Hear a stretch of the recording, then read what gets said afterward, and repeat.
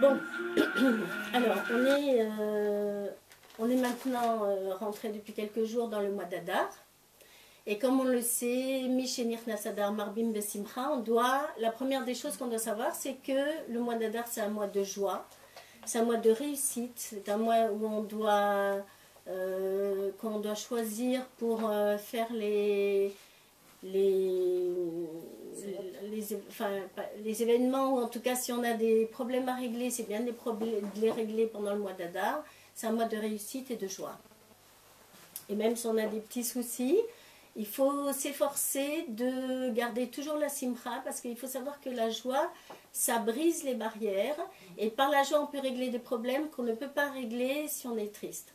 Donc ça c'est le premier commandement d'Adar, c'est d'être joyeux. Voilà. Alors ce Shabbat, on va déjà commencer à rentrer un peu dans Purim, parce qu'on va lire, on va avoir une mitzvah, un Minatora. Celles qui peuvent en tout cas assister, c'est très important d'assister à Parashat Zachor ce Shabbat à la Torah.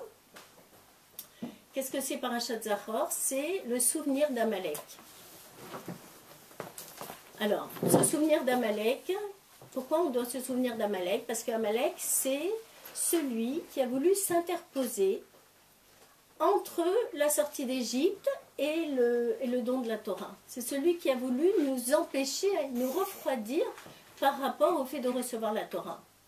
Il s'est mis en guerre contre Israël, contre le peuple juif, à un moment où personne n'osait toucher le peuple juif. Parce que vous savez, tout le monde savait que le peuple juif avait été sauvé miraculeusement des Égyptiens. Donc tout le monde savait qu'il y avait eu les 10 plaies, la traversée de la mer Rouge, et il y avait une ébullition comme ça autour du peuple juif qui venait de vivre de très très grands miracles, et personne n'osait attaquer le peuple juif. Et comme Rashi explique, c'est comme une personne qui se jette dans une baignoire d'eau bouillante. Alors il va se brûler, mais il va montrer d'une part qu'on peut, puisqu'il l'a fait, et deuxièmement, en sautant dans l'eau, eh bien, il va refroidir l'eau. Alors, en fait, c'est ce qu'il a fait à Amalek. C'est ce qu'il a voulu faire. C'est attaquer le peuple juif, refroidir le peuple juif.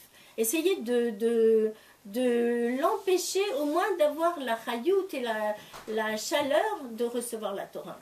Et c'est pour ça que quand on voit dans Zachor Atachar Asalech Amalek, on voit qu'on nous dit Asher Karcha Baderech, il t'a rencontré sur le chemin pour aller recevoir la Torah. Et le mot Karcha, ça peut se lire, ça vient aussi de la racine Kar, qui veut dire froid. Ça veut dire qu'il a cherché à te refroidir. Et on sait très bien que la Simcha, qui ne fait pas partie des 613 commandements de la Torah, est un commandement en soi pour toutes les mitzvot de la Torah. C'est-à-dire que chaque mitzvah qu'on fait, elle doit être accompagnée de simcha. Et recevoir la Torah, bien entendu, c'était une très grande joie, mais nous, chaque jour, dans les brachot du matin, on dit Noten à Torah au présent. Noten à Torah, ça veut dire que tous les jours, on reçoit la Torah au présent. Et donc, recevoir la Torah, faire les mitzvot, c'est quelque chose qui doit se faire dans la joie.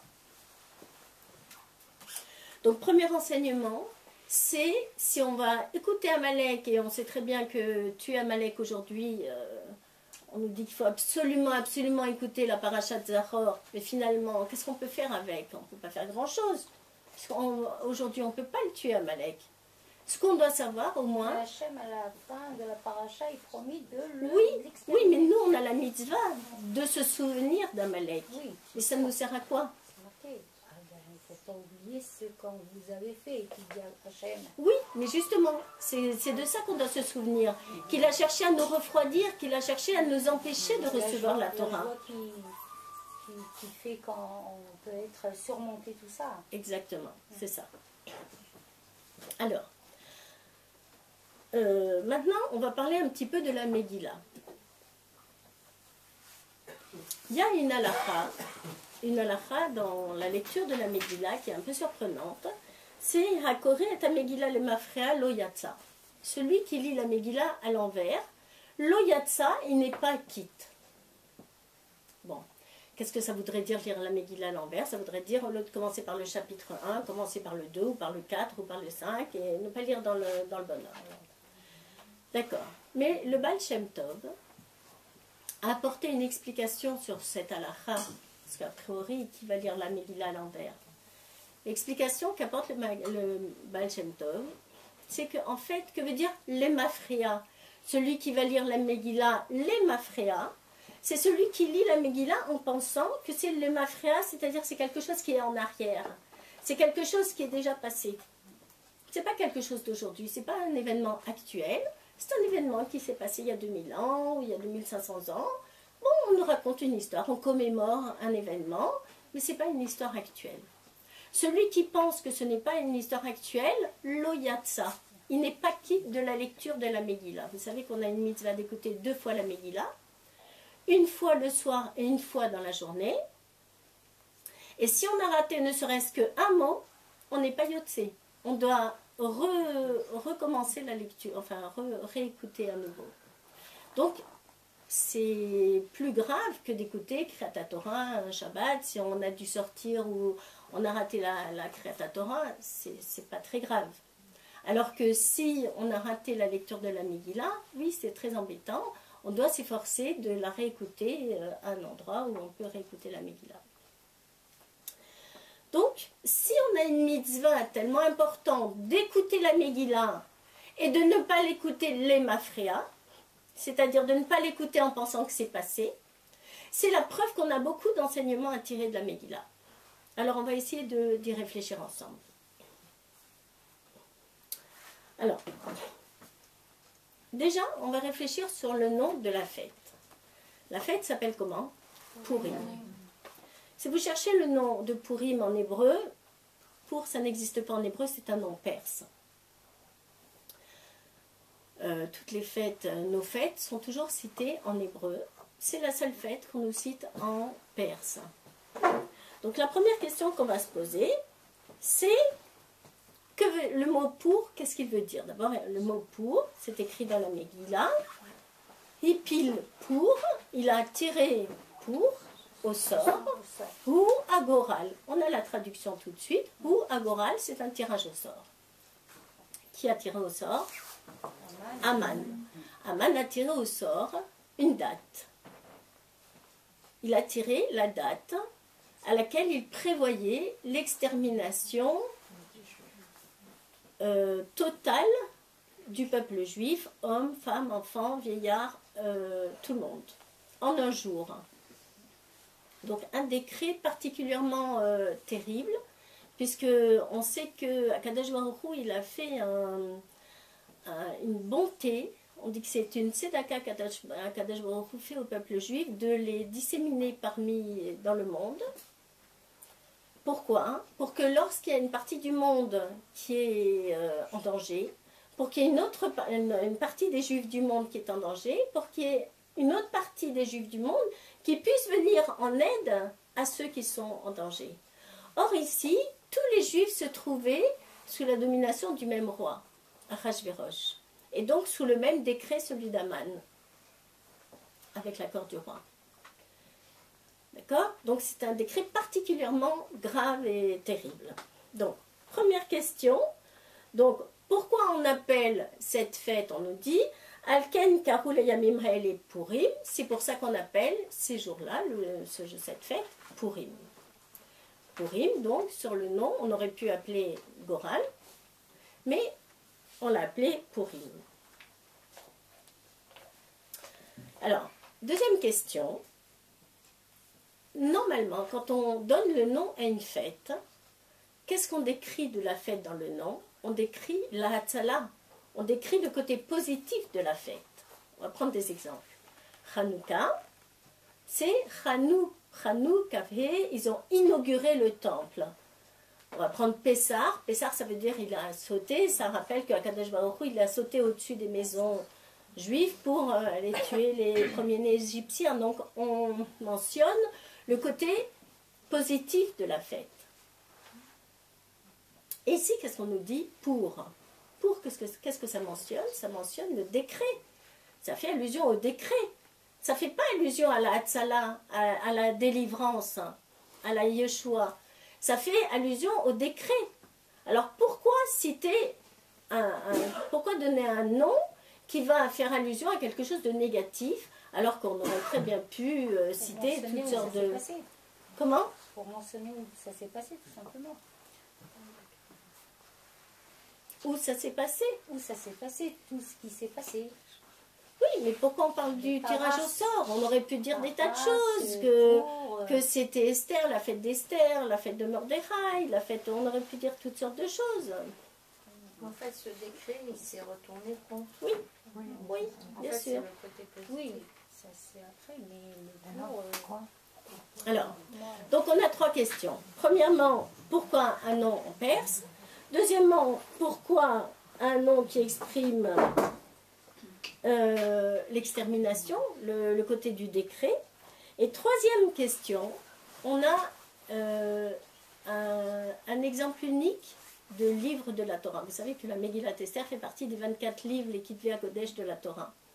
Eh bien, c'est le seul parmi les 24 livres où le nom de Dieu n'est pas du tout. Oui. Et on se pose cette question, bien sûr, on va y répondre. Alors, si on veut expliquer déjà au niveau historique cette question, pourquoi le nom de Dieu n'est pas mentionné dans la Megillah? Déjà au niveau historique, il faut savoir que comme Esther était la reine, et Mordechai était un ministre, eh bien cette histoire, elle a été consignée dans les chroniques du pays, les chroniques perses. Cette histoire existe sûrement jusqu'à aujourd'hui, si on fait des recherches, on peut retrouver... Oui, et même un livre. D'accord. Que ça existe encore en perse et il y a un livre... D'accord. Voilà, donc cette histoire est racontée, l'histoire de la Megillah est racontée dans les chroniques. Puisque c'est l'histoire du pays, finalement. C'est une histoire qui est arrivée dans le pays. C'est pas une histoire, c'est pas quelque chose qui est arrivé à un particulier, c'est l'histoire du pays, et donc c'est consigné. Si le nom de Dieu avait été mentionné, on se serait trouvé devant un problème. C'est que si on avait mis Dieu, cette histoire aurait été lue par d'autres, bien sûr pas par les Juifs uniquement, et donc certainement qu'ils auraient remplacé Dieu par leur Dieu. Et du coup, ça aurait posé un problème de leurs idoles, finalement. Donc notre histoire aurait été tournée en négatif. Les Chachamim, ils ont instauré la Megillah, c'est pas Dieu. Non, c'est Mordechai qui a écrit la Megillah. Oui, donc il ne peut pas rentrer Dieu alors que c'est la Torah, c'est Dieu, d'accord. Megillah, c'est les Chachamim. Mais il y a le nom de Dieu dans les autres livres. Oui, mais pas dans la Megillah, d'accord, je suis d'accord. Mais parce que justement, c'est les Chachamim. Mais les autres aussi, c'est les Chachamim. Mais là, non, on parle de la Megillah, où il n'y a pas de Dieu. Parce que ça a été fait par les Chachamim. Les autres livres, parmi les 24 livres dont je vous parle, les autres livres, ce ne sont pas les livres qui ont été donnés. Ce n'est pas la Torah, les 5 livres de la Torah. Les 5 livres de la Torah... Mishnayot? Non, attendez, je vous explique. Il y a les 5 livres, les Chumashim. Ces 5 livres, ils ont été écrits par Moshe Rabbeinu sous la dictée de Dieu. Ça, c'est bon. D'accord? Mais après les autres livres, ils ont été écrits différemment. Le chasse. Non, pas le chasse, oui, le Tanakh, le Nar. Les Nevi'im. Les Nevi'im. Eh bien, Nevi'im ou Ktuvim. Mais il y a le nom de Dieu. Ben, bien sûr, mais ça a été écrit par les Nevi'im et Ktuvim. Mais là, c'est pas. Eh bien oui, mais c'est pas. Non, c'est la même chose. C'est pas pareil. Même Mordechai, c'était un avis. C'était pas un avis, Si, bien sûr. Et comment? Alors, je vous pose la question, comment? Alors, on va y arriver tout de suite. Quand il y a eu le décret, et on sait que, on va le voir tout à l'heure, mais on peut le voir maintenant, on sait qu'à un moment, Mordechai, il s'est habillé avec un sac et de la cendre. Oui. Comment il a su? Comment il a su qu'il y avait le décret? Personne ne le savait. Il n'y avait que Haman qui le savait. Comment il l'a su? C'est pas Esther qui... Non, Esther ne le savait pas. C'est Mordechai qui l'a dit à Esther. Il a su par une voix. On dit que Yahonavi est venu lui annoncer. Bien sûr que c'était un avis, bien sûr.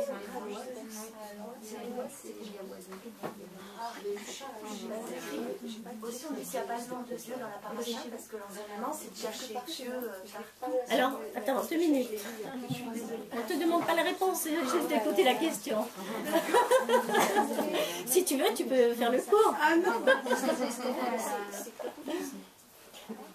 Alors, vous savez, d'une manière générale, nous, le peuple juif, on a toujours le nom de Dieu dans notre bouche. Comment ça va? Baruch Hashem. On écrit une lettre, Siata Dishmaya, Baruch Hashem. On écrit toujours dans un petit coin. Le nom de Dieu, il fait partie de notre langage de tous les jours. Même des fois, quand on est dans des endroits où on ne peut pas, des fois, je suis dans la salle de bain, on me dit comment ça va, je ne peux pas te répondre, je suis dans la salle de bain. D'accord? C'est comme ça, on a l'habitude de prononcer pas bien sûr le nom, mais de parler de Dieu. On parle de Dieu facilement dans notre langage parce qu'il faut que Dieu il fasse partie de notre vie, de la vie de tous les jours, de la vie quotidienne. Donc, maintenant, on reste avec la question, donc, pourquoi le nom de Dieu n'a pas été mentionné dans la Megillah? Bien.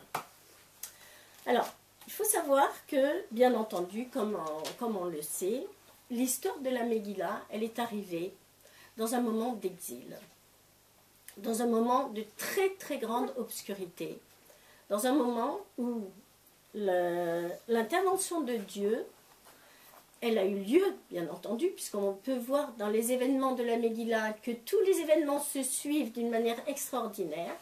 Mais celui qui veut ne pas voir que c'est la main de Dieu, il peut dire, bon, c'est comme ça, c'est des événements, c'est de la coïncidence. D'accord? Mais celui qui croit dans ce qu'on appelle Ashgacha Pratit, la providence divine, il peut voir pourquoi ça s'est passé à tel moment et ça à tel moment, c'est la providence divine. Donc tous ces événements, ils sont arrivés d'une manière cachée, voilée. Maintenant, si on regarde le nom de Esther, le nom de Esther, son étymologie, ça vient du mot Haster Astir Panay, c'est-à-dire c'est Akadosh Baruch Hu qui dit je cacherai ma face. Et il le dit en double langage double, c'est-à-dire que dans le nom de Esther, il y a une double idée de cacher le nom de Dieu.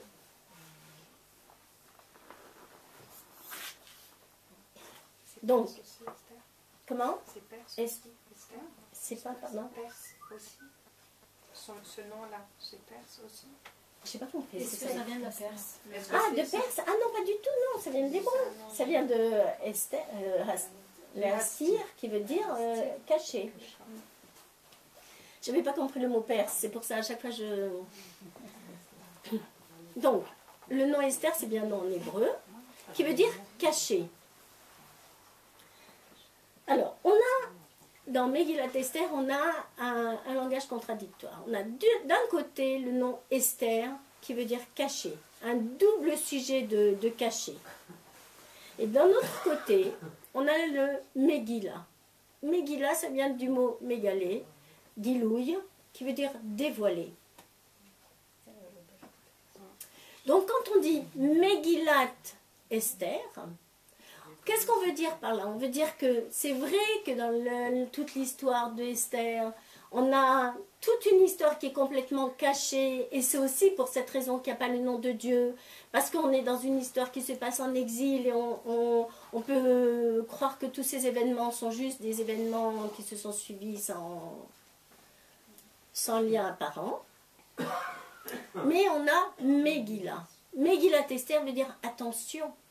Ne croyez pas que ces événements sont arrivés par hasard.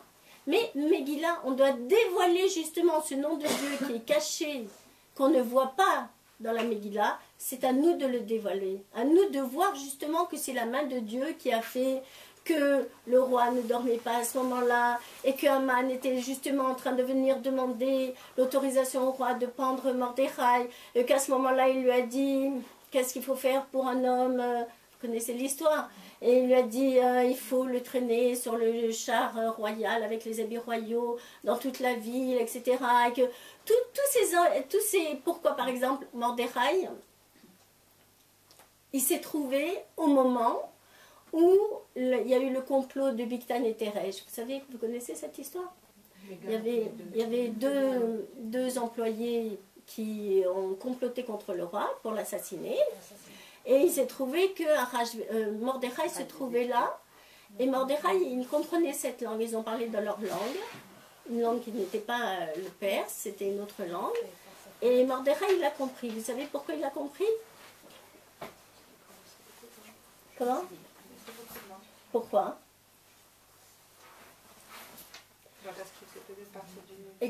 Exactement. Mordechai, il faisait partie du Sanhédrin. Et pour faire partie du Sanhédrin, il fallait connaître 70 langues. Et c'est grâce à ça, il s'est trouvé au bon endroit, au bon moment. Et donc, il a entendu le complot, il a pu le faire savoir. Donc, il a pu sauver la vie du roi. Mais ça aurait pu rester comme ça. Il se trouve que quand le roi ne dormait pas, il a demandé qu'on lui lise le livre des chroniques. À ce moment-là, on lui a raconté cette histoire qui était arrivée bien avant. Enfin, toute une série d'événements qui auraient très bien pu ne pas se passer de cette manière-là. Et finalement, on doit justement, nous, avec nos yeux, on doit bien ouvrir les yeux et savoir que tout ce qui arrive dans le monde, c'est la volonté de Dieu. Mais c'est la volonté de Dieu, mais à nous de décoder, à nous de comprendre ce que Dieu il attend de nous à ce moment-là.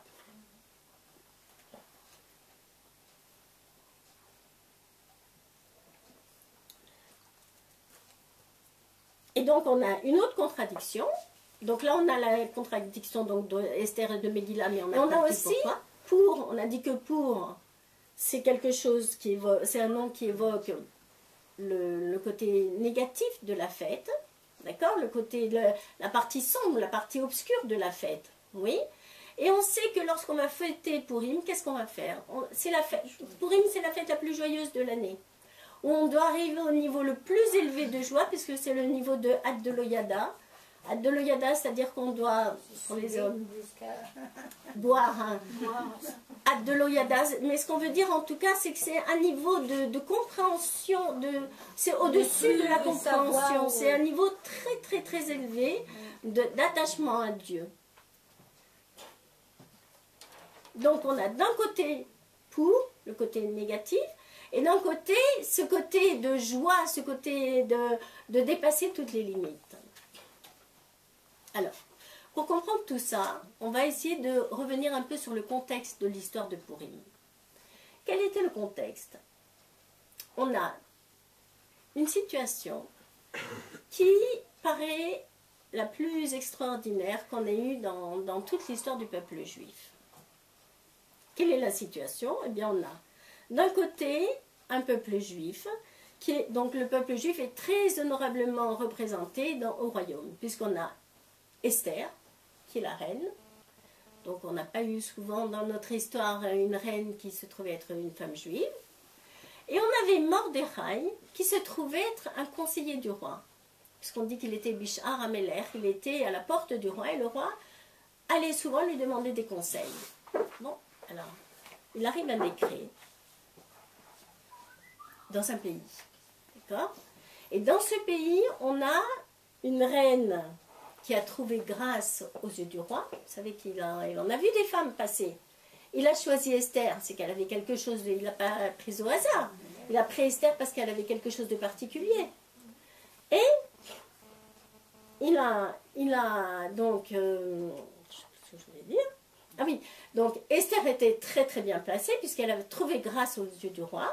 Et Mordechai était un très bon conseiller pour le roi. Si on se trouve dans un pays où il arrive un décret terrible de préserve, qu'est-ce qu'on fait tout de suite? On a deux personnages qui sont très bien placés au royaume. Mais qu'est-ce qu'on va faire? On leur dit, allez vite, intervenez. Intervenez, ça y est, vous n'êtes pas là par hasard. Si vous êtes là, il faut intervenir. Vite, allez vite parler au roi et qu'on annule ce décret. Est-ce que ça s'est passé comme ça? Non. Alors, comment ça s'est passé?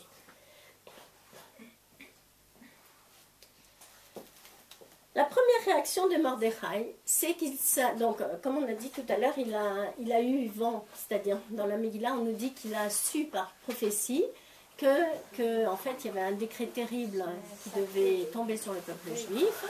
Et donc, tout de suite, il a compris la gravité. Il s'est habillé d'un sac et de cendres. Et il a invité le peuple juif à faire tchouva. Lorsque Esther a entendu qu'il se passait quelque chose, elle a convoqué Mordechai. Elle lui a dit, qu'est-ce qui se passe? Qu'est-ce qui se passe là actuellement? Et lorsqu'elle a su par Mordechai les événements, alors tout de suite, elle n'a pas dit, je vais aller voir le roi. Alors que pour elle, aller voir le roi, rappelons-nous qu'elle a trouvé grâce aux yeux du roi. Qu'est-ce qu'elle a dit? Elle a dit, rassemble les Juifs, jeûnez 3 jours et 3 nuits, et moi aussi je vais jeûner. Et c'est au bout de ces 3 jours et de ces 3 nuits que j'irai me présenter devant le roi. Donc d'une part, elle perdait forcément un peu de sa grâce et de sa beauté, parce qu'après 3 jours de jeûne, on n'est pas aussi frais que quand on ne jeûne pas, enfin, et quand on mange. Et deuxièmement, il y avait autre chose, c'est que personne n'avait le droit de se présenter. Ça faisait 30 jours qu'elle n'avait pas été convoquée chez le roi. Et personne n'avait le droit de se présenter sans y avoir été convié. Et elle prenait un risque en se présentant d'être mise à mort. Bon, ça n'a pas été le cas, comme on connaît l'histoire, mais ça aurait pu. Elle aurait pu dire, bon, moi je suis la reine, moi j'ai un rôle à jouer auprès du roi, vous jeûnez, et moi je ne jeûne pas puisque je dois. Non, pas du tout. Elle aussi, elle a dit, moi aussi je jeûnerai. Pourquoi cette réaction? Elle fait partie du peuple. Oui. Tout le Comment? peuple. Elle se sentait solidaire de son peuple. Oui, alors, d'accord. Alors on va essayer de comprendre maintenant. Oui. Une petite réserve, c'est comme elle a été quand même très poussée par Mordechai. La première réaction, ça a été, je peux rien faire. Oui. Je me suis pas attardée dessus parce que au début, Au début, elle est réticente et elle n'ose pas. C'est pas qu'elle est réticente, elle a peur pour elle-même. Oui, parce que... Parce qu'il a dit, il ne dit pas que t'es ma cousine. Déjà. Sa nièce. Déjà, Elle n'a pas dit non plus qu'elle était juive. Oui, il a dit, Il y a ne dis pas plusieurs que t'es choses de ma qu'elle n'a pas famille. dit, justement d'être juive, qu'elle est de famille Voilà. noble, Ah, etc. Il y a beaucoup de choses autour d'Esther. C'est Et elle a le- peur pour elle-même et pour sa C'est vie. le prophète qui lui Oui, a mais commandé elle a de peur faire pour- ça. Donc non. elle ne fait que suivre les ordres, disons, de la Torah. Puisque le prophète, il ne parle fait, que par la bouche. En fait, elle, c'était pas qu'elle avait peur pour Non, elle. n'avait pas peur. Parce qu'elle dit, Kacher avadti, avadti. De toute façon, je suis perdue. Elle n'avait pas vraiment peur pour elle. Mais elle se disait que si elle avait un rôle à jouer, ben, il fallait quand même qu'elle soit présente. Mais quand Mordechai lui a dit, mais de toute façon, si ce n'est pas toi qui interviens, ça se fera de toute façon, elle s'est dit, ok, mais de toute façon, j'ai rien à perdre. C'est vrai que Mordechai lui a expliqué la situation. Mais je pense pas qu'elle ait eu peur vraiment pour elle. C'était pas ça le sujet. C'est le peuple juif entier. Hein. C'est tout le monde en fait. Pardon? C'est tout le peuple qui doit jeûner. Quoi. Oui. Pour que ce soit accepté par Hachem, c'est tout le peuple. C'était pas de la peur du tout. C'était pas de la peur du tout. C'est vrai. C'est faux de dire qu'elle avait peur. Non, je pense pas qu'elle avait peur. Ah non, elle se sacrifiait pour le peuple. C'est ça. Non, elle n'a pas eu peur. Déjà, on se mariait avec Mordechai, elle s'est sacrifiée. Non, elle n'a pas eu peur. Elle avait compris que sa vie, c'était une vie de sacrifice.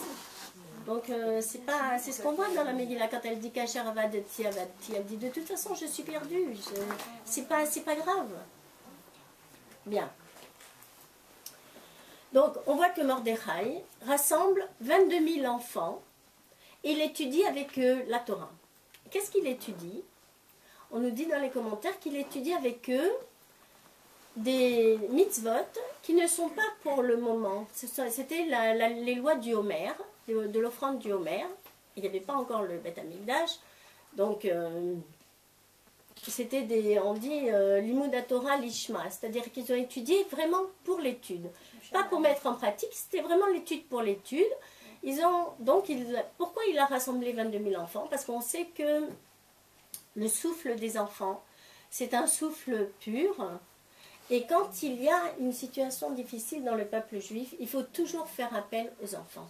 Parce qu'on dit Mipi ololim veyonkim yesat ta'oz. C'est de la bouche des enfants que tu as fondé ta force. C'est-à-dire la Yeshua, très souvent quand il y a des difficultés, on fait tout de suite appel à des enfants pour donner la tzedaka, pour dire des psukim, etc. Parce qu'ils ont une force que les adultes n'ont pas.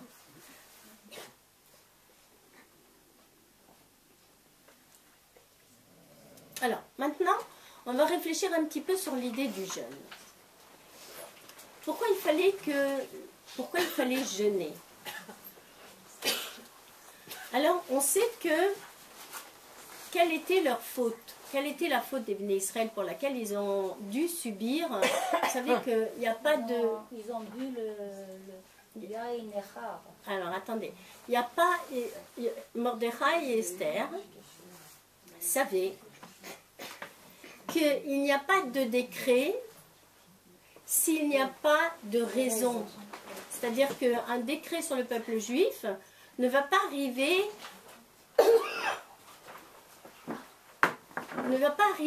par... c'est pas un événement qui tombe comme ça. C'est un événement qui a une raison. À aucun moment, Mordechai a pensé qu'il fallait d'abord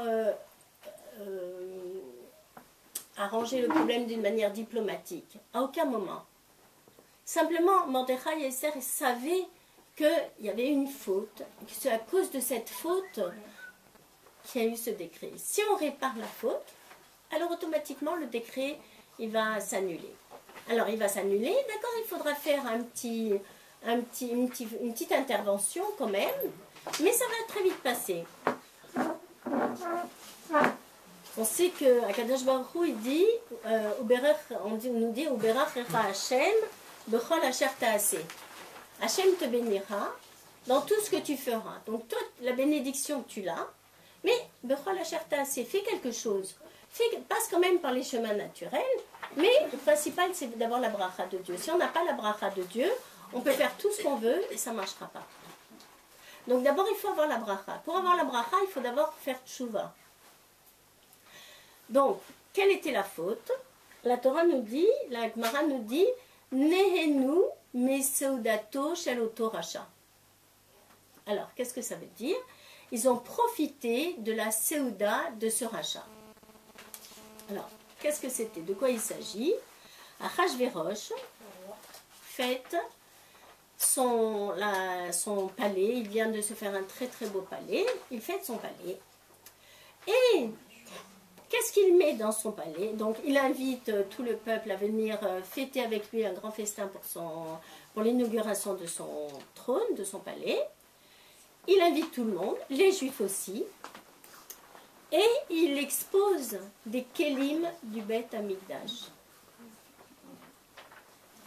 Alors, c'est vrai qu'il a fait en sorte que les Juifs puissent aussi manger cachère. Mais ce qui s'est passé, c'est qu'on ne dit pas Achlou. Achlou mesodato shalotoracha. On nous dit Nehenu. Nehenu veut dire ils ont profité, ils ont eu du plaisir. Alors on va réfléchir sur ce plaisir. En fait, Achashverosh, lui, il pensait, d'après son calcul, parce qu'il y avait un certain calcul, que le Beth Amikdash devait être construit à un certain moment. Et lui, d'après son calcul, cette période-là était passée, donc le Beth Amikdash n'allait pas être reconstruit, et donc il pouvait utiliser les kélim du Beth Amikdash. Donc en faisant cette fête, il fêtait aussi la non-construction du Beth Amikdash. Lorsque les Juifs ont demandé à Mordechai, est-ce qu'on doit assister? Mordechai a dit non. Bon, donc il y en a qui n'ont quand même pas assisté, mais il y en a beaucoup qui ont assisté à ce festin. Et donc ce festin, bien entendu, mis à part le fait qu'il y avait bien sûr aussi de la nourriture et de la boisson non cachère, et que quand il y a des mélanges de goïm et de juifs, automatiquement on peut être entraîné à boire du vin pas cachère ou à faire des choses, forcément on est en contact avec les uns et les autres et donc on est entraîné. Et donc c'est de cette faute-là qu'ils ont, c'est à cause de cette faute, on va dire, que l'ouverture s'est faite pour que le décret puisse être décrété contre le peuple juif. Et donc Mordechai et Esther, ils savaient que c'était ça la faute. Ils savaient qu'il fallait d'abord rattraper. Donc premièrement en jeûnant, puisqu'ils ont mangé, ils ont bu, eh bien déjà, ils vont jeûner pendant 3 jours et 3 nuits d'affilée, donc c'est quand même important.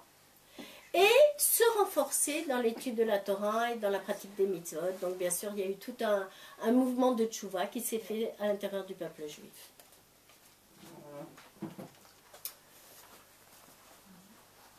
Alors, qu'est-ce qui s'est passé ensuite?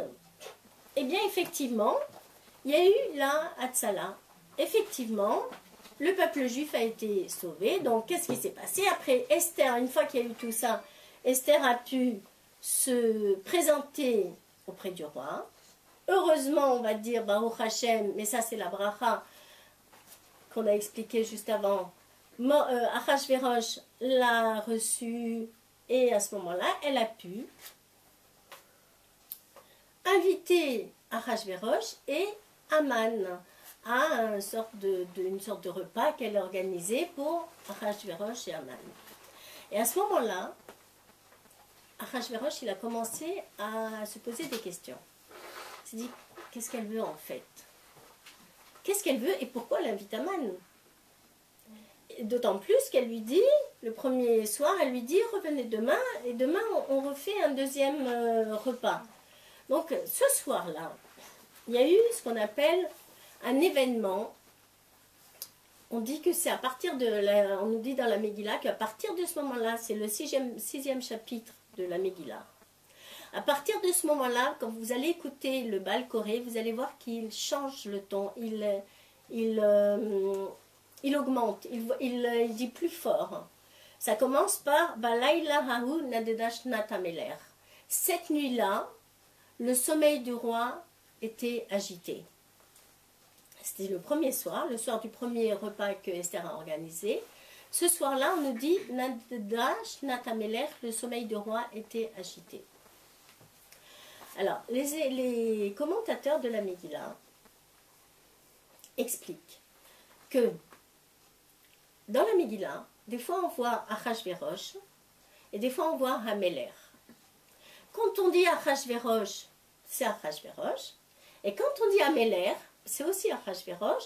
Mais là, on fait allusion à Hameler, le roi, qui est le roi des rois, qui est Akadosh Baruch Hu. Et ici, on va comprendre une autre façon de comprendre la Megillah. Balaylahahu, cette nuit-là, qu'est-ce que c'est la nuit? La nuit, c'est l'obscurité et c'est l'exil. Pendant cet exil-là si profond, Nadedash Natameler, le sommeil du roi était agité. Le roi des rois, qui... On ne peut pas dire que Dieu dort, parce que Dieu il dort jamais. Mais on va dire qu'il était en position d'attente de ce qui allait se passer au niveau du peuple juif. Donc c'est une image. On dit que le sommeil du roi, donc le sommeil de Dieu, Nadda, a été bousculé. En fait, ça a réveillé en quelque sorte Akadosh Baruch Hu. Le fait que les Bnei Israël aient jeûné pendant 3 jours, le fait qu'il y a eu toute cet élan de tchouva, ces juifs qui ont été rassemblés, tous ces enfants qui ont étudié la Torah, etc. Tout ça, Nadedash Natameler, ça a réveillé le roi qui est Akadosh Baruch Hu. Et d'ailleurs, on voit que quand Haman a argumenté auprès d'Achashverosh, qu'est-ce qu'il a dit? Quand Haman a voulu argumenter pour dire qu'il fallait exterminer ce peuple, il a dit une phrase, il a dit « Yeshno Amechad Mefuzar ou Meforad Ben Amim ». Il y a un peuple qui est disséminé parmi tous les peuples. Alors il y a un jeu de mots, mais il y a une explication sur le mot Yeshno. Yeshno, en fait, c'est il y a. Mais on peut dire tout simplement en hébreu Yesh. Il y a. Yeshno, on peut l'expliquer avec le sens de Yoshen. Il est endormi. Il y a un peuple là, actuellement qui est endormi, qui s'endort. Ils sont partis fêter le palais du roi, en sachant qu'il y a les kélim du Beth Amikdash, en sachant tout ce que ça représente, en sachant qu'il y a des mélanges de goïm et de juifs, et de nourriture et de boissons, etc. Ils ont désobéi à Mordechai en allant à ce festin. Donc, Yeshnu, ce peuple est endormi. Donc, c'est un jeu de mots. Et donc, à ce moment-là, on voit que Nadedash Natameler. Maintenant, ça y est, le roi, il se réveille. Et si vous écoutez bien, vous verrez que le Baal Koré, celui qui lit la Megillah, à partir de ce moment-là, il doit augmenter sa voix. Pourquoi il augmente sa voix? Parce que ça y est, on commence maintenant la Tzala. Ça y est, le début de la délivrance, au moment où le roi n'arrive pas à dormir. Et il y a tout cet enchaînement d'événements. Bon, si vous ne connaissez pas bien la Megillah, regardez-la parce que c'est vraiment intéressant. Ça veut dire qu'au 6e chapitre, Achashverosh, ça devient Hachem? Non. Attends, je reprends. Non. Dans la Megillah... Des fois, on lui dit Meler, des fois, on Dans- appelle de son nom. Non, ça veut dire que le sens simple, c'est que le roi n'arrivait pas à dormir et qu'on est venu lui lire les chroniques. Une allusion. Et dans un sens plus élevé, ça veut dire que là on ne parle pas de Achashverosh, on parle d'Akadosh Baruch Hu. Mais les deux explications, on ne mélange pas les deux. D'accord? Achashverosh, c'était pas du tout Hachem. C'était vraiment un rachat, il était d'accord pour l'extermination du peuple juif, on ne confond pas du tout, on ne lui donne aucun On mérite dit Meler, là-dessus. il y a une allusion à Hachem. Voilà, c'est une allusion à Kadosh Baruch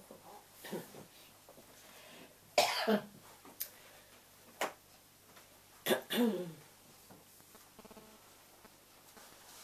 Voilà. Donc, on sait très bien qu'Akadosh Baruch Hu, lui, il a créé la nature.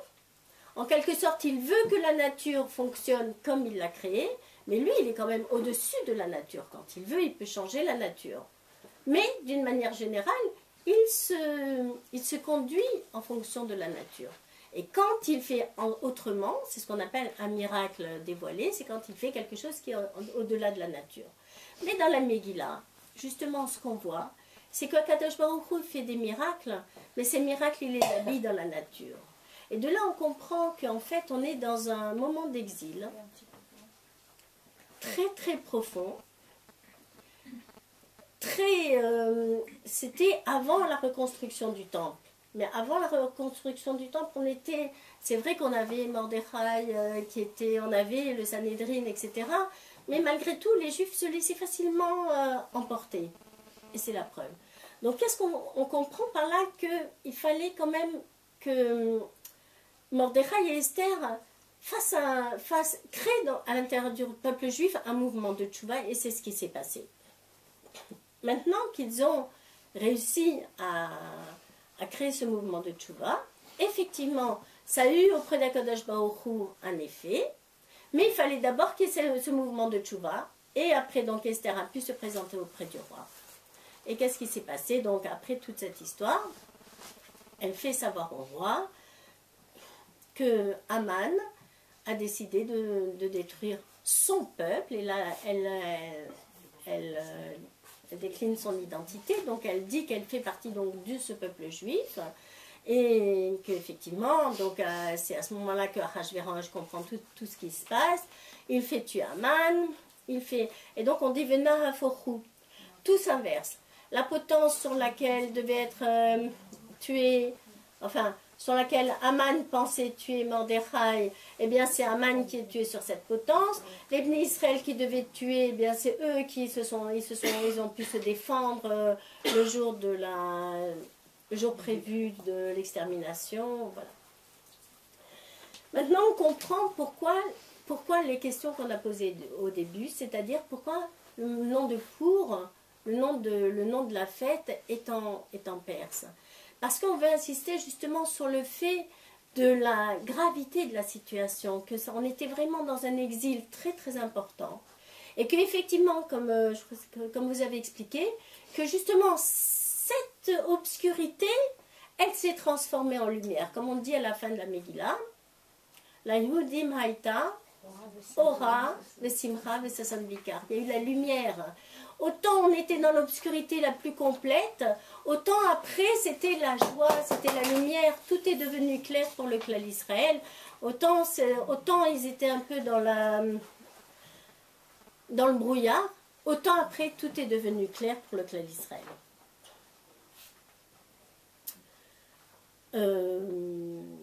Est-ce que j'ai répondu à toutes les questions? Si c'était aussi grave. Pourquoi c'était aussi grave? Non. Si c'était aussi grave, ce qui a amené donc que pour ce soit issu de la langue perse, ce qui s'est passé en Égypte, Pessar. Oui. Pourquoi ça ne serait pas dans une autre langue que de l'hébreu? Parce qu'en ce qui s'est passé en Égypte, c'était très grave aussi. Il n'y avait pas encore. C'était. Pardon? Mais il y a des exemples dans la Torah. En fait, cette explication-là qu'on voit aujourd'hui, c'est quelque chose qu'on retrouve dans la Torah. Quelquefois, la Torah nous donne un nom qui n'est pas en hébreu, parce qu'en fait, on veut transformer cette force du mal, la transformer en bien. D'ailleurs, c'est ce que je voulais expliquer tout à l'heure pour la France, mais je ne sais pas si j'aurai le temps. En fait, le premier mot des 10 commandements, c'est quoi? Le premier mot des 10 commandements. Anochi. Anochi. C'est pas de l'hébreu, Anochi. Anochi, c'est un mot égyptien qui veut dire je en égyptien.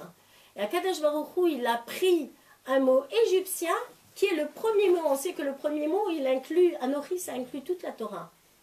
Puisqu'on dit que Anochi, c'est les initiales de Anna, Nafshi, Ktavit, Yahavit. Anna, moi, Nafshi, mon âme, Ktavit, je l'ai écrite, et je vous l'ai donnée. Yahavit, je vous l'ai donnée, je vous l'ai transmise. Donc, Akadosh Baruch Hu, il a pris un mot qui n'est pas de l'hébreu. Il n'a pas dit Ani Hachem, Anochi Hachem. Quelquefois, on voit dans la Torah ce sujet-là de transformation du mal. Qu'en fait, le but du don de la Torah dans ce monde, c'est de transformer le monde. Donc, transformer l'obscurité en lumière. Donc, dans Purim, on voit qu'on a pris le nom de pour le transformer en lumière. On voit dans Anochi qu'on a transformé un mot égyptien en Gdusha. C'est le mot le plus kadosh, puisque c'est le premier mot des 10 commandements. Et ça, qui veut dire qu'Akadosh Baruch Hu, il a, comme genre dire, sauté, il a tué les Égyptiens, le Bechor, et pas celui du peuple juif, pas Sar. Donc, c'est chaque mot d'une fête qui a une signification. Voilà, en tout cas, je voulais terminer avec, vous savez, dans toutes les générations, on se trouve devant des situations qui ne sont pas toujours évidentes à gérer. On ne sait pas toujours quelle réaction on doit avoir devant des événements. Aujourd'hui, tout le monde se pose la question, est-ce qu'il faut partir, est-ce qu'il ne faut pas partir, etc. Je pense que cet enseignement, il est valable pour nous tous, dans notre génération. C'est déjà de savoir qu'est-ce qui se passe. Pourquoi on devrait être en danger? Pourquoi on est peut-être à quelques minutes, à quelques heures de la venue de Mashiach? Pourquoi est-ce qu'on doit vivre des moments tellement pénibles avec tout ce qu'on a vécu ces derniers jours, qui sont des moments particulièrement pénibles pour le peuple juif? Entre parenthèses, quand on était à New York, il y avait justement la Shlucha de Copenhague. On était à la soirée de samedi soir au Melavé Malka. Et la Shlucha de Copenhague a pris tout de suite le micro, on nous a dit il y a une annonce. On a vécu en direct ce qui venait de se passer à Copenhague. Donc c'était la Shlucha, elle nous a expliqué que c'était dans la choule où il y a son mari. Mais que son mari, comme elle, justement, elle était à New York, lui il a dû rentrer pour s'occuper du bébé. Donc lui, il était rentré, mais que toute sa synagogue était bloquée, qu'ils ont dû rester, quand il y a eu le fusillade, il y a eu 2 fusillades, donc ils ne savaient pas exactement... la gravité, etc. Donc, et elle nous a raconté en direct, c'était après Shabbat, mais elle venait d'avoir son mari au téléphone qui lui a raconté tout ça. Donc, il se passe des événements. Et je pense que cette sira, elle veut nous expliquer en fait que la première des choses, c'est de se renforcer dans la Torah et dans les mitzvot. On ne doit pas se dire il faut fuir. Non. D'abord, posons-nous des questions. Est-ce que tout va bien? Est-ce qu'on a est-ce que tout est correct dans notre vie? Peut-être que la première des choses, c'est d'abord de s'occuper bien de l'éducation de nos enfants, de s'occuper bien de tout ce qui se passe autour de nous, en nous, de vérifier qu'il n'y ait pas de mal qui se passe autour de nous et en nous, et de nous renforcer, de renforcer les communautés, que ce qui est du shalom, de la Havat Israël, qu'il n'y ait que de la joie, qu'il n'y ait que du bien autour de nous, et certainement que ça va porter la bracha à l'intérieur du peuple juif. En tout cas, on souhaite que cette délivrance amène notre délivrance, celle qu'on attend, et qu'on ait la Géoula Shlema.